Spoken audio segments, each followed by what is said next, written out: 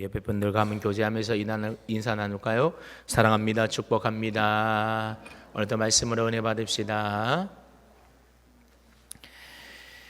요한복음 13장부터 17장까지는 예수님께서 마지막으로 제자들과 최후의 만찬을 나누시고 또 제자들에게 마지막으로 하셨던 고별 설교의 말씀과 또 그들을 위해서 기도하셨던 기도의 내용이 기록되어 있습니다.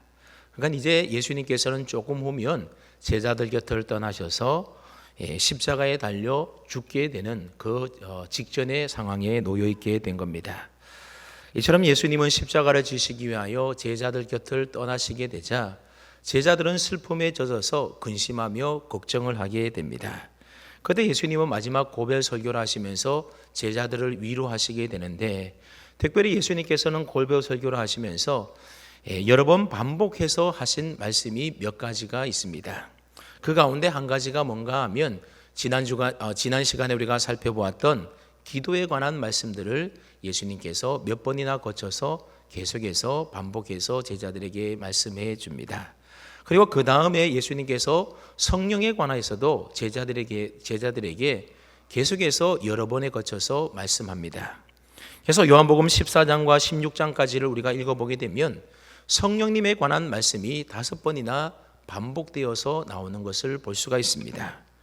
여러분, 예수님께서 왜 이처럼 반복해서 말씀하시겠습니까? 반복한다는 것은 그것이 그만큼 제자들에게 있어서 중요하기 때문에 예수님이 반복하고 있는 겁니다. 여러분, 성령님이 누구십니까? 천지를 창조하신 하나님의 영이 바로 성령이십니다. 그리고 예수님을 처녀의 몸에서 잉태하게 하신 분도 성령님이시고, 성령님은 예수님께서 세상에 계실 때에 능력과 권세를 주신 하나님의 영이 바로 성령님이십니다. 예수님이 십자가에 못 박히시고 무덤에 장사되었을 때에도 죽음에서 일으켜 주신 분이 또한 성령님이십니다. 또한 선지자들과 사도들의 마음에 감동을 주어서 신구약 성경을 기록하게 하신 하나님의 영이 성령님이십니다. 그리고 이 세상에 교회가 탄생하게 하시고 그 교회에다가 생명력을 불어넣으시고 하나님의 권세를 입혀주신 하나님의 영이 바로 성령 하나님이신 것입니다. 그러면 여러분, 우리가 성령님에 대해서 꼭 기억해야 될 사실이 뭔가 하면 성령님은 성부 성자와 함께 삼위일체 하나님이라는 사실을 우리가 분명히 기억해야 합니다. 성부가 하나님이요 성자가 하나님인 것처럼 성령님 또한 하나님이시라고 하는 겁니다. 그런데 한국 교회에 너무나 많은 성도님들이 성령님에 대하여 오해하는 경우들이 있는데, 어떻게 오해를 하는가 하면 성령님에 대하여 하나의 신적 능력이나 또는 영적 에너지 정도로 또는 신적 기운 정도로 이해하는 경향들이 있다는 겁니다.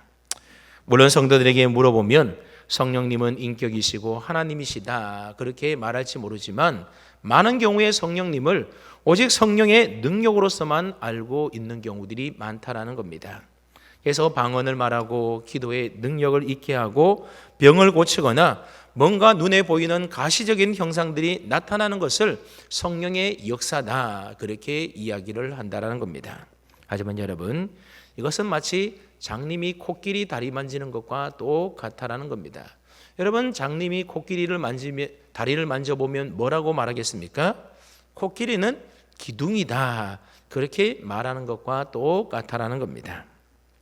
그러면 우리는 성령님이 물건이나 아니면 어떤 능력이나 기운이 아닌 우리처럼 인격을 가지고 계셔서 우리와 대화하시고 우리와 사귐을 가지시는 성령 하나님으로 우리는 믿고 고백해야 하는 겁니다. 이 성령님은 앞으로 주님이 하시던 일들을 제자들이 감당해 나갈 때에 제자들에게 있어서 너무너무나도 중요한 분이셨던 겁니다. 그래서 예수님께서는 이제 제자들을 이 땅에 남겨두시고 가실 때에 이 제자들을 향해서 여러 번 거쳐서 성령님에 대하여 가르치고 계시고 있는 겁니다. 먼저 16절 말씀을 보시면 예수님은 제자들에게 처음으로 성령에 관하여 말씀하시는데 뭐라고 말씀합니까? 16절을 한번 보십시오. 내가 아버지께 구하겠으니 그가 또 다른 보혜사를 너희에게 주사 영원토록 너희와 함께 있게 하리니 말씀하고 있습니다. 이 말씀은 예수님께서 십자가를 지시고 부활하시고 승천하셔서 하나님 나라 천국에 가시게 되면 또 다른 보혜사를 제자들에게 보내주시도록 하나님께 요청하시겠다, 그런 의미의 말입니다.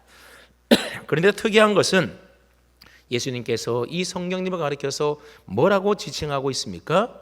보혜사다, 그렇게 지칭하고 있습니다. 이 보혜사라는 말은 헬라어로 파라클레토스라는 단어를 사용하고 있는데, 이 파라클레토스라는 단어는 두 가지 단어가 결합되어 있는 합성어입니다. 먼저 파라라고 하는 단어가 있는데, 이 단어는 뭐뭐 옆에라는 뜻을 가지고 있는 전치사입니다. 그리고 클레토스라는 말은 부르다라는 뜻을 가지고 있는 단어입니다. 그러니까 이 단어 두 개를 합쳐서 된 단어가 바로 파라클레토스인데, 이 뜻을 직역해 보면 어떤 뜻을 가지고 있는가 하면 옆에 있도록 부름을 받은 자라는 뜻을 가지고 있는 단어가 바로 파라클레토스, 보혜사라는 말이라는 겁니다. 그러니까 성령님은 이 세상에 오셔서 항상 그리스도인들 옆에 계시도록 부름을 받은 자가 누구라고요? 그분이 바로 보혜사 성령님이시라는 겁니다. 그 다음에 성령님은 그리스도인 곁에서 어떤 일을 하기 위하여 부르심을 받은 것일까요? 그리스도인 옆에서 그리스도인들을 지켜주시고 또 도와주시고 위로해 주시고 우리를 생각나게 하셔서 가르쳐 주시고 은혜를 주시기 위하여 우리 곁에 계시도록 부름을 받은 분이 바로 보혜사 성령님이시라는 겁니다. 그래서 영어 성경에 보게 되면 이 단어가 영어 성경에 여러 가지 번역본들이 있는데, 이 영어 성경에 보게 되면 다양하게 이 보혜사를 번역해 놓은 것을 보게 됩니다. 그래서 우리말로 번역을 해보면 어떤 영어 성경에는 돕는 자라고 하는 헬퍼로 번역되어 있는가 하면, 또는 카운셀러라고 하는 상담자, 또 변호인, 위로자, 대언자, 후원자, 좋은 자 등과 같은 단어들로 번역이 각각 다르게 되어 있다는 겁니다.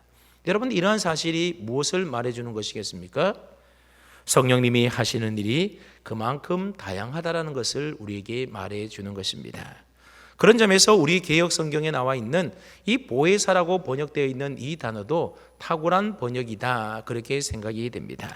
이 보혜사란 말은 한자어인데 지킬 보자에다가 은혜 은자 또는 그리고 스승사자, 그래서 보혜사라는 말을 쓰고 있는데, 이 뜻을 합쳐보면 어떤 뜻이 됩니까? 보호하시고 은혜 주시고 가르쳐 주시는 분이라는 뜻을 가지고 있는 말이 바로 보혜사입니다. 그러니 성령님의 다양한 사역을 두루 포괄하는 멋진 말이 바로 보혜사인 것입니다. 이처럼 천지를 창조하셨을 뿐만 아니라 예수 그리스도를 잉태케 하셨고, 그를 죽음에서 일으키신 하나님의 영이신 성령님께서는 우리 성도들 곁에서 어떻게 해 주신다라는 겁니까? 우리를 돕는 자로, 우리를 상담해 주는 상담자로, 위로자로, 대언자로 항상 우리 곁에 계시는 분이 바로 보혜사 성령님이시라는 겁니다. 그러니 보혜사를 너희에게 보내어 주신다라고 하는 이 예수님의 말씀은 얼마나 놀라운 축복의 말씀인지 모릅니다. 그런데 예수님은 이 보혜사를 주시겠다, 그렇게 말씀하시면서 이 보혜사 앞에다가 재미있는 수식어를 하나 붙였는데, 그 수식어가 무엇입니까? 또 다른이라고 하는 수식어를 붙이게 됩니다.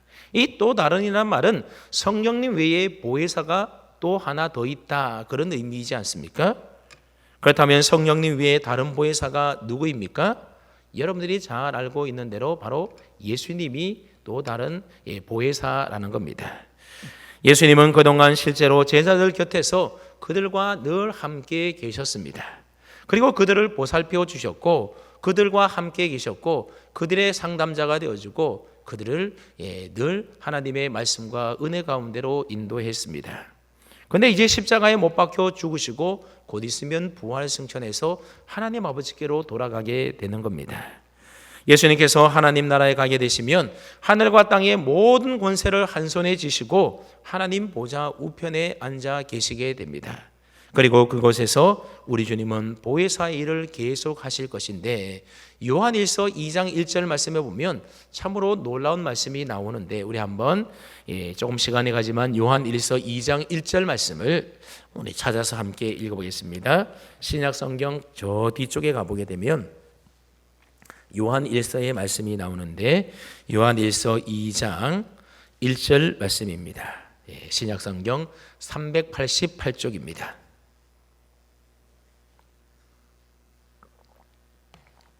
신약성경 388쪽의 요한일서 2장 1절 말씀을 찾았으면 한 목소리로 함께 읽어보겠습니다. 시작. 나의 자녀들아, 내가 이것을 너희에게 쓰면 너희로 죄를 범하지 않게 하려 함이라. 만일 누가 죄를 범하여도 아버지 앞에서 우리에게 대언자가 있으니 곧 의로우신 예수 그리스도시라. 아멘.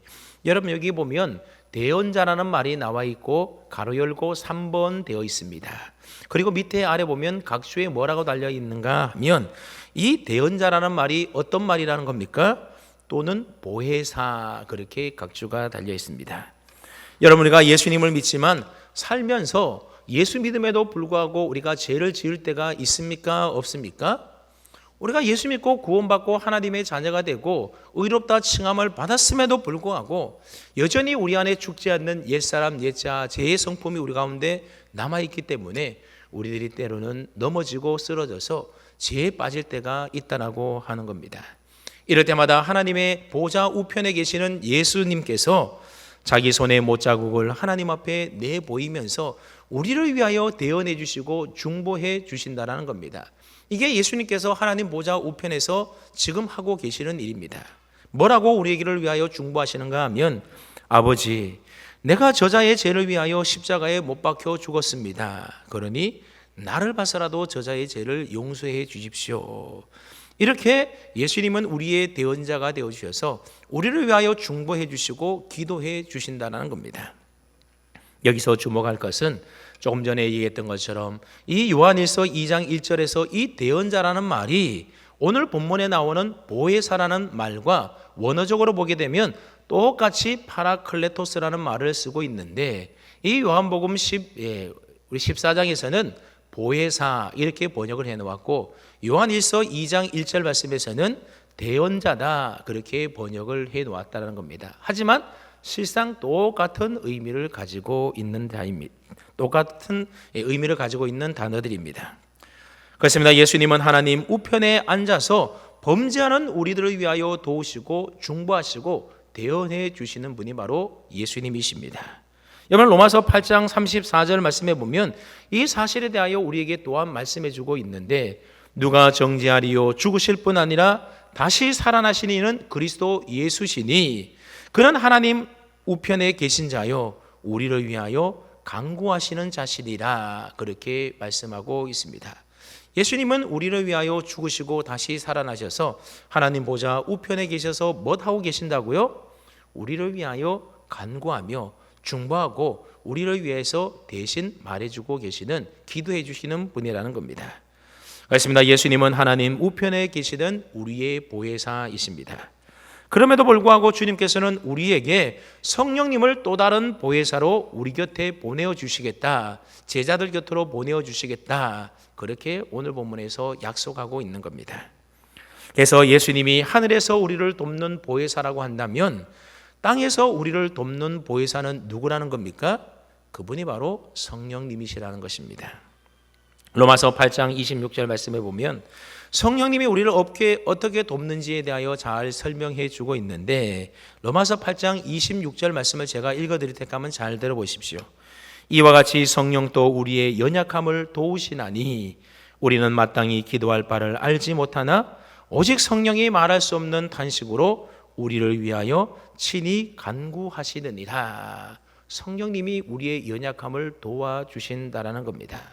여러분, 성령님이 이 땅에 오셔서 우리를 위하여 하시는 가장 중요한 일이 뭔가 하면 이처럼 우리의 연약함을 도와주셔서 우리를 위하여 대신 기도해 주시는 일이라고 하는 겁니다.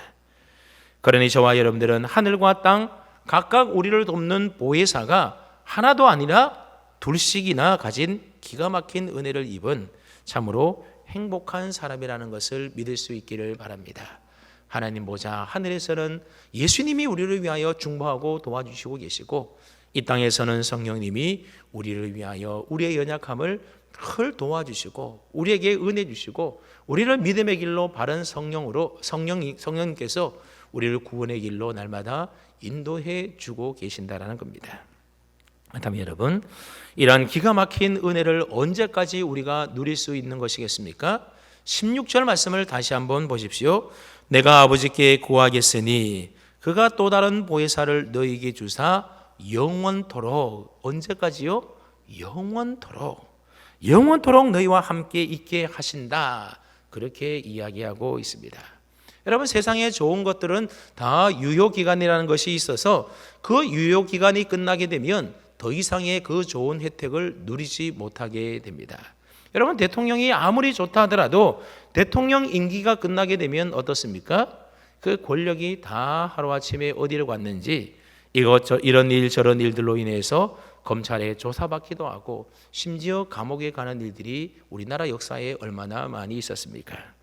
아무리 좋은 부모님의 사랑과 은혜도 부모님이 살아 계실 때만 우리가 그 부모님의 사랑과 은혜를 받아 누릴 수가 있는 겁니다. 다 시기가 있고 유효기간이 있다라는 겁니다. 하지만 성령님은 영원히 우리와 함께 계셔서 우리를 지키시고 보호해 주시고 우리를 도와주신다라는 겁니다. 유효기간이 영원하다 그 말입니다. 더군다나 성령님이 우리 곁에 오셔서 우리와 함께 계시면서 어디에 거하시는가 하면 어디에 거하신다라고 말합니까? 17절 하반절을 보게 되면 그는 너희와 함께 거하심이요 또 너희 속에 계시겠습니다. 그렇게 말씀하고 있습니다. 너희 속에 계신다라는 겁니다. 저와 여러분들 안에 성령님이 거하신다라는 말입니다. 이것을 가리켜서 우리는 보통 성령님의 내주하심이다 그렇게 말을 합니다. 원래 보혜사이신 예수님이 이제 제자들 곁을 떠나게 되지만 또 다른 보혜사이신 성령님이 이 땅에 오셔서 영원히 떠나지 아니하시고 우리 안에 내주해 계신다 그런 말입니다. 이 성령님의 내주하심은 조건적으로 내주하는 것이 아니라 영원히 내주하신다 그렇게 말하고 있습니다. 다시 말하면 성령님이 우리 안에 내주해 계시는 것은 우리가 거룩하고 안 하고 그거에 따라서 성령님이 계시다가 안 계시다가 그런 것이 달라지는 게 아니라는 겁니다. 여러분, 물론 구약 성경에 보게 되면 성령님이 그 사람 안에 계시다가 또 그 사람에게서 떠나는 경우들이 종종 있었습니다.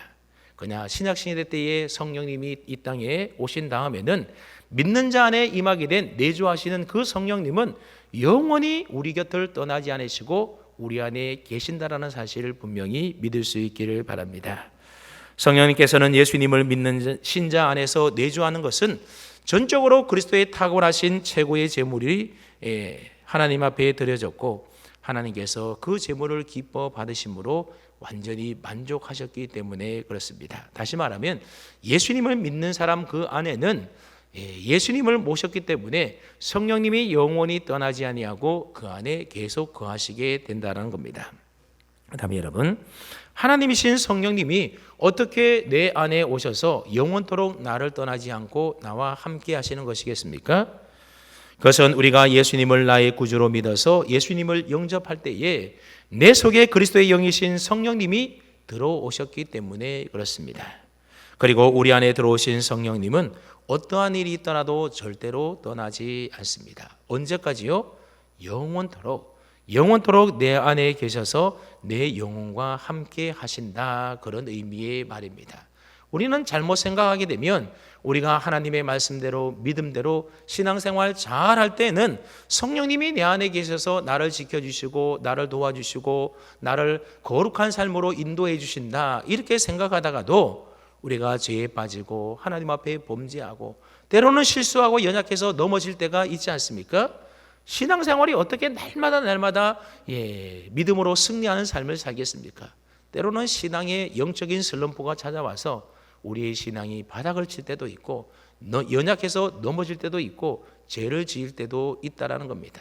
그런데 우리가 생각할 때 그럴 때가 되면 성령님이 우리 곁을 떠나셔서 우리를 도와주시지 않고 나와 함께 계시지 않고 내가 구원받았는가 이런 의심마저 들 때가 있다는 겁니다. 하지만 그때도 하나님은 성령님은 어떻다라는 겁니까? 우리 안에서 우리를 떠나지 아니하시고 우리를 다시 거룩한 사람으로 세우시기 위하여 우리 마음속에 끊임없이 거룩에 대한 염원을 갖게 하시고 우리를 회개하도록 우리를 끊임없이 촉구하시고 우리를 다시 믿음의 길로 믿음의 자리로 우리를 인도해 주시는 분이 바로 우리 안에 계시는 성령님이시라는 것입니다. 그래서 성령님께서 우리 안에 영원토록 함께 계신다라고 하는 말은 육신의 몸이 죽어도 함께 계신다라는 말로서 이는 궁극적으로 우리의 구원이 보장된다 그 말입니다. 여러분, 성령님은 우리가 이 땅에 살아있을 때만 성령님이 우리와 함께 하시는 것이 아니라 우리가 죽은 후에 천국에 가서도 영원히 성령님이 우리와 함께 하시는 것입니다. 여러분, 성령님이 그 속에 거하시는 자가 구원받지 못해서 지옥에 가는 일이 있겠습니까? 결코 그런 일은 있을 수가 없다라는 겁니다. 그러므로 성령님이 우리 속에 들어오셔서 우리와 영원토록 함께 계신다라고 하는 것은 하나님의 나라를 상속받는 하나님의 자녀, 하나님의 백성이 되었다, 그런 의미의 말입니다. 그래서 성령님은 우리 안에 계셔서 우리로 하나님의 자녀인 것을 증언하시는 분이다, 그렇게 성경은 우리에게 말씀해 주고 있습니다. 그런데 신비로운 것은 이 성령 하나님이 우리 안에 거하시게 되면 성령 하나님만 우리 안에 거하시는 것이 아니라 성령 하나님이 우리 안에 거하실 때에 성자이신 예수님과 성부이신 하나님께서도 우리 안에 모두 함께 거하신다라고 하는 겁니다. 이것이 바로 삼위일체 하나님의 신비인 겁니다. 그럼 오늘 본문 말씀은 아니지만 오늘 본문 뒤에 나오는 14장 23절 말씀을 한번 보십시오. 우리가 책을 넘겨서 조금 앞으로 돌아가야 되는데 오늘 본문 말씀은 아니지만 오늘 본문 바로 뒤에 다음에 살펴볼 말씀 가운데 14장 23절 말씀을 보시게 되면 이렇게 기록되어 있습니다. 예수께서 대답하여 이르시되 사람이 나를 사랑하면 내 말을 지키리니 내 아버지께서 그를 사랑하실 것이요 우리가 그에게 가서 거처를 그와 함께 하리라, 이런 말씀이 있습니다. 여기 보면 우리라고 하는 복수가 나오게 되는데 여기서 말하는 우리는 누구를 말하는 것이겠습니까? 성부 하나님과 성자 예수님을 말하는 겁니다. 성부와 성자 하나님께서 성령 하나님 안에서 믿는 자에게 오셔서 그 안에 영원히 함께 거하시겠다, 그런 약속의 말씀입니다. 그래서 부활하신 예수님을 세상에서는 우리가 다시 보지 못하지만 우리는 다시 볼 수가 있다는 겁니다. 그래서 로마서 8장 9절에서부터 11절 말씀을 읽어보게 되면 처음에는 우리 안에 하나님의 영이 거하신다, 성령이 거하신다, 그렇게 말씀하시다가 그 다음 절에 가보게 되면 우리 안에 그 하나님의 영이 아니라 그리스도의 영이 거하신다, 그렇게 말하고 있고 그 다음 절에서는 그리스도가 우리 안에 계신다, 그런 식으로 말하고 있습니다. 무슨 말인가 하면 성경은 우리 안에 계신 분이 성부이신지 성자이신지 성령이신지 구별하지 않는다라고 하는 겁니다. 더욱 놀라운 것은 우리 인간의 지각으로는 도무지 이해할 수 없는 아주 헷갈리는 이런 말씀을 해놓고서도 예수님께서는 거기에 대하여 아무런 설명도 하지 않으십니다. 그저 태연하게 이렇게 말씀하시는데 20절 말씀을 보십시오. 그날에는, 여기서 그날이라고 하는 것은 사도행전 2장에 기록되어 있는 성령님이 강림하시는 오순절 날을 말하는 겁니다. 그날에는 내가 아버지 안에 너희가 내 안에 내가 너희 안에 있는 것을 너희가 알리라, 예수님이 그렇게 말씀합니다. 지금은 예수님이 하시는 이 말씀이 도대체 무슨 말씀인지 이해할 수가 없고 헷갈리는 말씀이지만 그러나 나중에 성령님이 오시게 되면 저절로 모든 것을 다 알게 될 것이다, 그런 말입니다. 여러분, 아직도 예수님의 이 말씀이 도대체 무슨 말씀인지, 또 제가 설교하는 이 말이 도대체 무슨 소리를 하는지 정말로 모르겠다면 우리가 간절히 기도해야 됩니다. 하나님, 예수님이 정말 내 마음에 계십니까? 저는 예수님을 믿기를 원합니다. 성령님, 내 속에 들어와 계십니까? 내가 예수님을 믿습니다. 알게 해 주십시오. 그렇게 기도하십시오. 그러면 보혜사 성령님께서 여러분들을 반드시 도와주시고 알게 해 주실 것입니다. 근데 우리가 오늘 본문을 읽다 보면 우리의 가슴이 뜨거워지게 되는 은혜로운 말씀이 기록되어 있는데 그 말씀이 바로 18절 말씀입니다. 우리 18절 말씀을 다 함께 다시 한번 읽어봅니다. 18절입니다. 시작.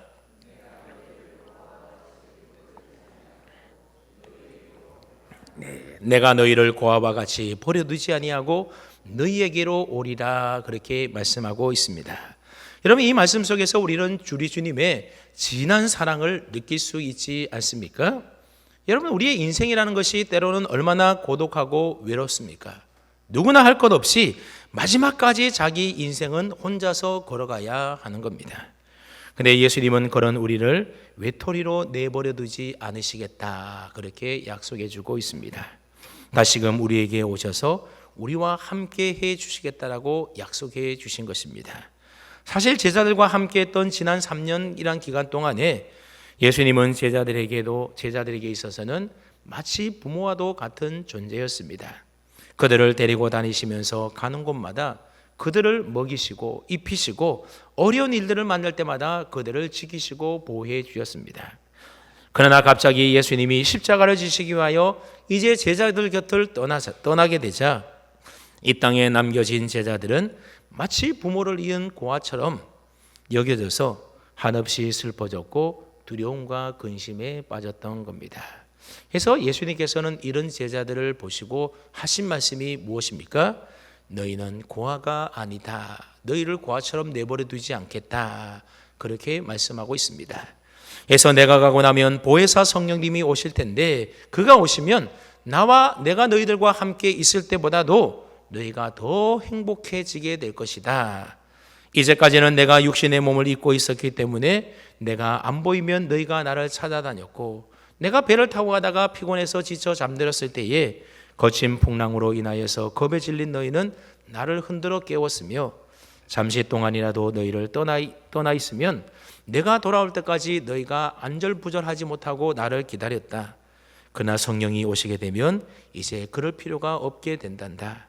왜냐하면 내가 항상 너희 속에 있게 될 것이기 때문이다. 더 이상 나를 찾아다닐 필요도 없고 내가 없다고 해서 불안할 필요도 없단다. 그런데 왜 두려워하고 근심하느냐? 내가 너희 속에 있기 때문에 너희가 어느 때든지 내 이름으로 기도하면 우리 아버지께서 내가 하는 일들을 너희도 하게 하실 것이고 내가 하는 일보다도 더 큰 일들도 너희에게 할 수 있게 하실 것이다. 내가 그렇게 말하지 않았느냐? 그러면서 내가 떠나는 것이 너희에게 훨씬 더 행복하고 좋은 일일 것이다. 너희는 결코 고아가 아니다. 지금 예수님께서는 제자들에게 이러한 말씀을 하고 있는 겁니다. 여러분, 이것이 어떻게 제자들에게만 해당되는 말씀이겠습니까? 우리 모두에게도 동일하게 주시는 하나님의 위로의 말씀이라는 겁니다. 제자들이 마음에 모시고 있는 성령님을 오늘 저와 여러분들도 우리 마음속에 다 성령님을 모시고 있습니다. 그 성령님을 통해서 살아계신 예수 그리스도가 제자들의 마음속에 계셨던 것처럼 오늘 저와 여러분들의 마음속에서도 성령님을 통하여 그리스도께서 우리 안에 계신 줄로 믿으시기를 바랍니다.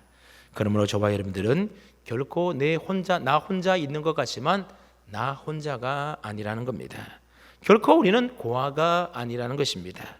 성령님이 그 속에 없는 세상 사람들은 거의 날마다 내적인 공허함과 고독 속에 살아갈지 몰라도 우리 예수 믿는 사람들은 우리 안에 내주해 계시는 성령님과 늘 함께 동행하며 살아가기 때문에 늘 기쁨과 행복을 누리는 은혜의 삶을 우리 모두가 살아갈 수가 있는 것입니다.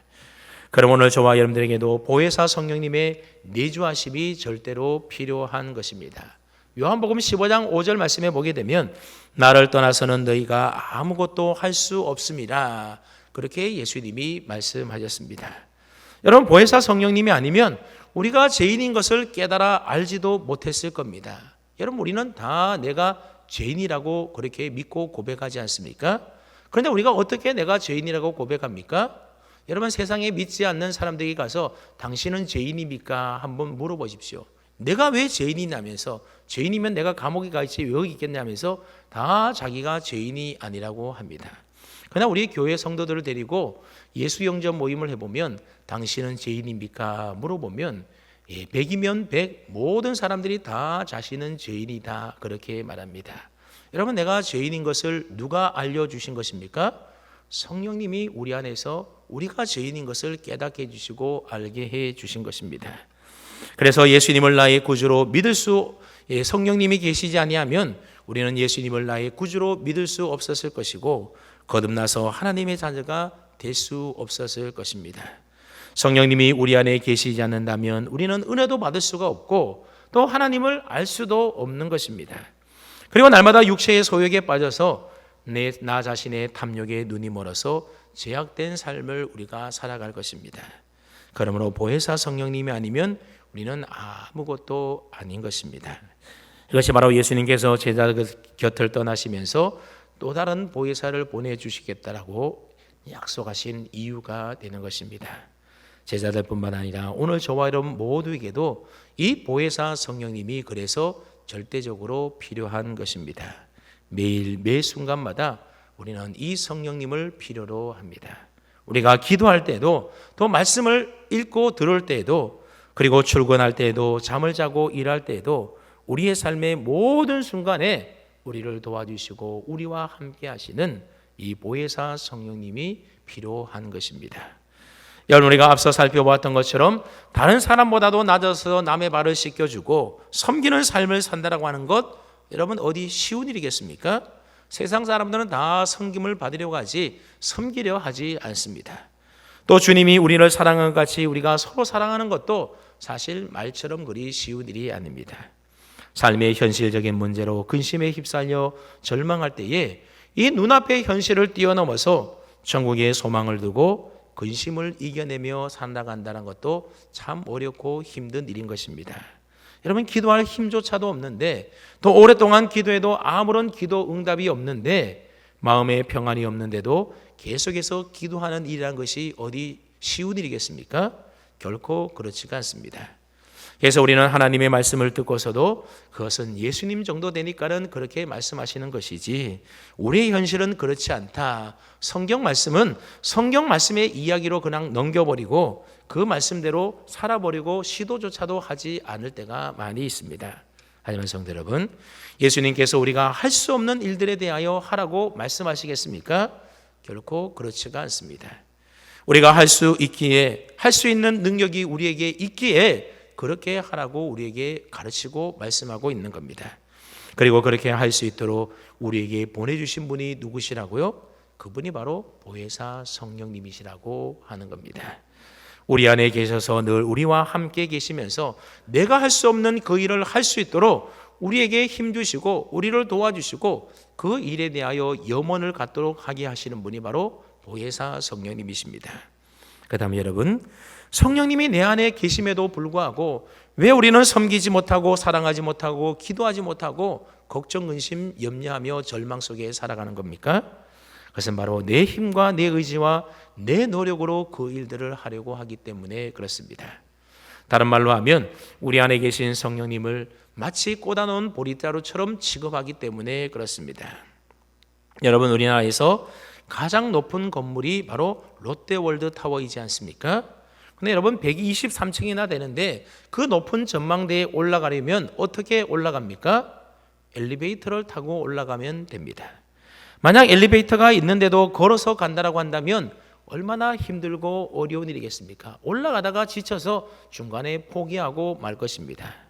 그러나 엘리베이터 타면은 아무렇게 힘들지 않고 올라갈 수가 있는 겁니다. 마찬가지라는 겁니다. 내 힘으로 내 노력으로 하려고 하니 어렵고 힘들게 되는 겁니다. 우리 안에 계신 성령님에게 우리가 온전히 맡겨드리면 되는데 우리 힘으로 하려고 하니 어렵고 힘들어서 포기하게 되는 겁니다. 그런데 여러분, 성령님은 인격을 가지신 삼위일체 하나님이라는 사실을 앞서서 꼭 기억하라고 하지 않았습니까? 그렇기 때문에 우리가 가만히 있어서는 안 되고 어떻게 됩니까? 성령님에게 부탁하고 의지하고 맡기고 성령님이 우리에게 말씀하실 때에 그 뜻에 순종해야만 그 일이 가능하다라고 하는 겁니다. 성령님이 내 마음과 내 생각을 주장하시고 지키시고 보호해 달라고, 그래서 내가 할 수 없는 그 일들을 내가 할 수 있게 해 달라고 성령님 의지하고 부탁하고 그 뜻에 순종하겠노라고 결단해야 하는 겁니다. 그런데 성령님께서 내 삶을 다스리시고 우리를 도와주시고 인도해 주셔서 우리의 삶이 풍성한 은혜의 삶으로 나아가게 되고, 그럴 때 우리는 살아계신 하나님을 날마다 삶 속에서 경험하며 살아갈 수가 있게 되는 겁니다. 그래서 예수님께서는 제자들 곁을 떠나면서 내가 가면 아버지께 부탁해서 너희에게 보혜사 성령님을 보내주시겠다, 그렇게 약속하신 것입니다. 그러므로 저와 여러분 모두가 이 좋으신 성령 하나님께서 우리 안에 계신다라는 사실을 우리가 분명히 믿고 우리는 날마다 성령님 뜻에 성령님 붙들고 의지하면서 성령님의 뜻에 순종하여 기쁨과 은혜가 넘치는 그런 복된 삶을 살아가는 은혜가 있기를 주님의 이름으로 축원합니다. 아멘.